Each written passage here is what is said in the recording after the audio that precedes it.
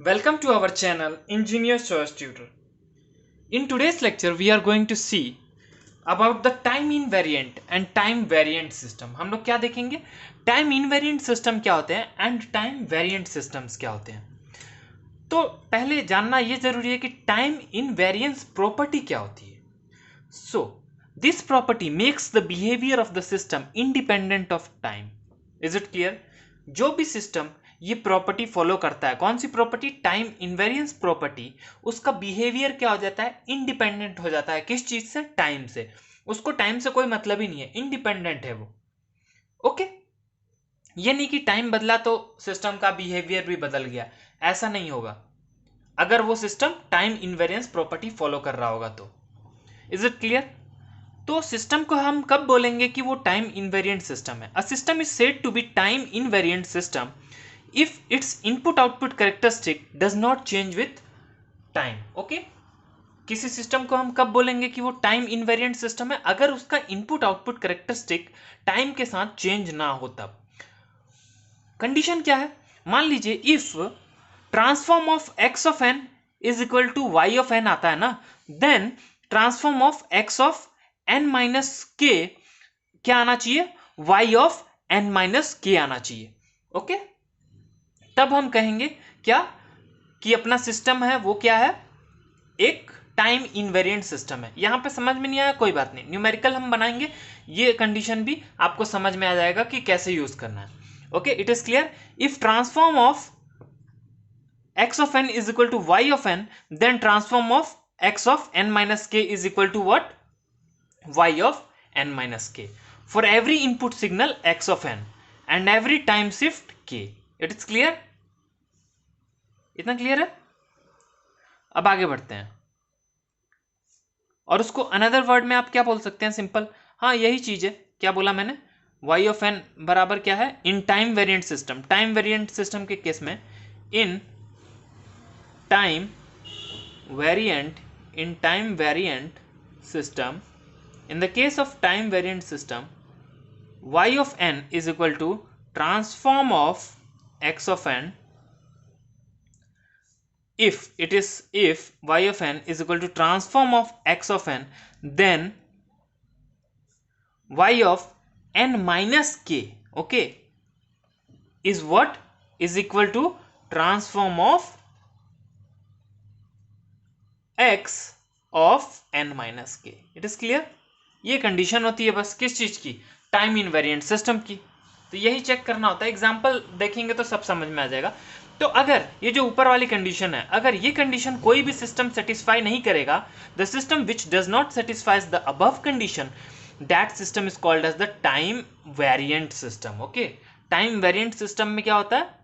A time variant system is a type of system in which the input output characteristic vary with the time. Okay,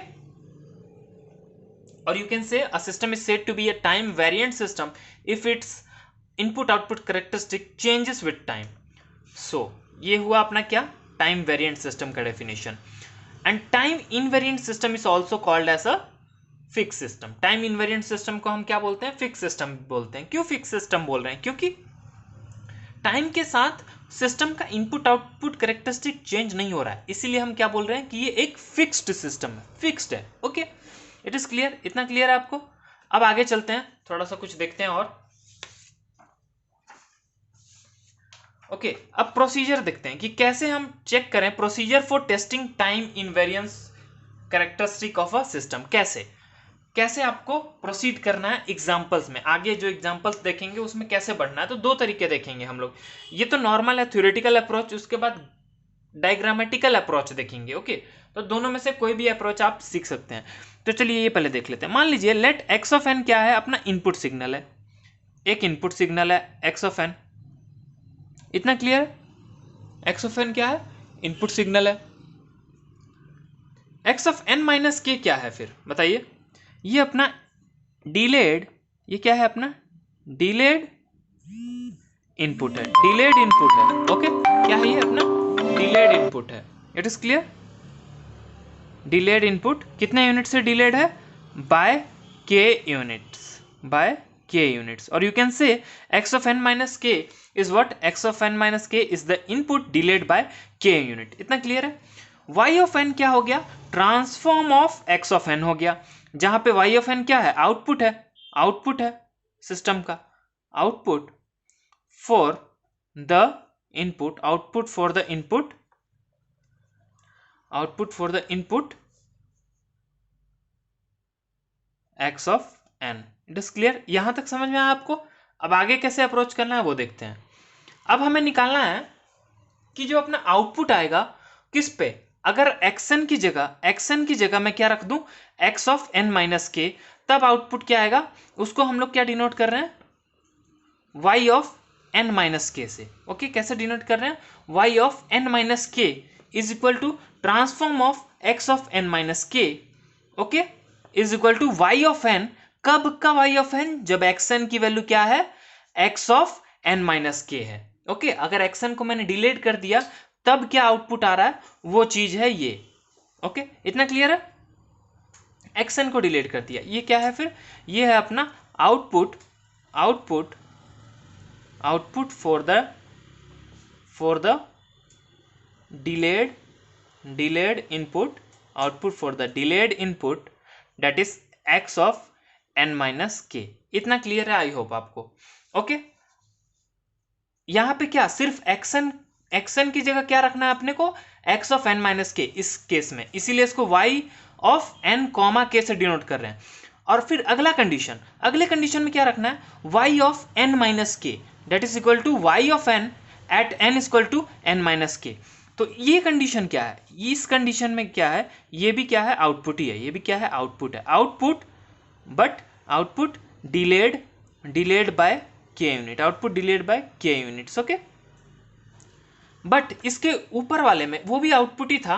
किसके लिए? Output for the delayed input x of n minus k. और ये क्या है? ये भी output ही है, output delayed by k unit. Okay, इस केस में n की जगह क्या रखना है? सेकेंड केस में n की जगह n माइनस k रख रहे हैं, बट इस केस में जो फर्स्ट केस है वहां पे क्या रख रहे हैं? x ऑफ n की जगह x of n minus k रख रहे हैं. तो जो यहां से निकलेगा और जो यहां से निकलेगा, यहां के आउटपुट को बोल रहे हैं हम लोग y of n minus y of n comma k बोल रहे हैं. ओके, और इसमें जो आउटपुट आ रहा है उसको क्या बोल रहे हैं हम लोग? y of n minus k. तो कंडीशन ये बनेगी कि दोनों जगह से जो आउटपुट्स निकले, output due to the delay input x of n minus k and the output due to the delayed in the output by k unit. Okay, दोनों जो आउटपुट निकले उन दोनों को इक्वल अगर आ रहे हैं, वो दोनों अगर इक्वल आ रहे हैं, means y of n comma k अगर इक्वल आ रहा है y of n minus k के, तो हम लोग क्या बोल देंगे कि जो अपना सिस्टम है वो क्या है? टाइम इनवेरिएंट सिस्टम है. क्या है? टाइम इनवेरिएंट सिस्टम है. ओके, अगर y of n minus k और y of n comma k equal आ रहे हैं तो थ्योरेटिकली इसको क्या बोले हम लोग? थ्योरेटिकली बोले if delayed output is equal to the output due to the delay input for all possible values of k, then the system is time invariant. Okay, और दूसरे केस में अगर ये दोनों इक्वल नहीं है तो क्या है? सिंपल, सिस्टम अपना क्या है? सिस्टम क्या है? टाइम वेरिएंट सिस्टम है. टाइम वेरिएंट सिस्टम है. ओके, तो इसको थ्योरेटिकली रीड किया जाए तो कैसे बोला जाएगा? If the delayed output, this is what the delayed output, okay, is not equal to the output due to the delayed input, then the system is time variant system. It is clear? इतना clear है आपको? Okay, I hope आपको इतना तो clear होगा. Okay, सो ये procedure था testing के लिए. किस चीज के testing? Time invariance property testing. तो वही आपको क्या कर लेना है? आपको सिंपल निकालना है y of n comma k. y of n comma k जब निकालिएगा तो उस केस में क्या रखना है आपको? x ऑफ n की जगह x of n minus k रखना है. उसके बाद दूसरा स्टेप आपको क्या निकालना है, y ऑफ n माइनस के निकालना है। तो y ऑफ n माइनस के निकालने का मतलब क्या, जहां जहां भी आपको n दिखेगा ना वहां पे आपको n माइनस के रख देना है। फिर दोनों के जो आउटपुट आएंगे उसको आपको क्या करना है, कंपेयर करना है। दोनों अगर इक्वल आएंगे तो बोलिए कि टाइम इनवेरिएंट सिस्टम है, दोनों इक्वल नहीं आएंगे तो बोलिए क्या कि टाइम वेरिएंट सिस्टम है। It is clear. अभी भी नहीं कंफर्म हुआ तो एक दो एग्जांपल करेंगे ना हम लोग तो अप्रोच मालूम चल जाएगा, क्लियर हो जाएगा।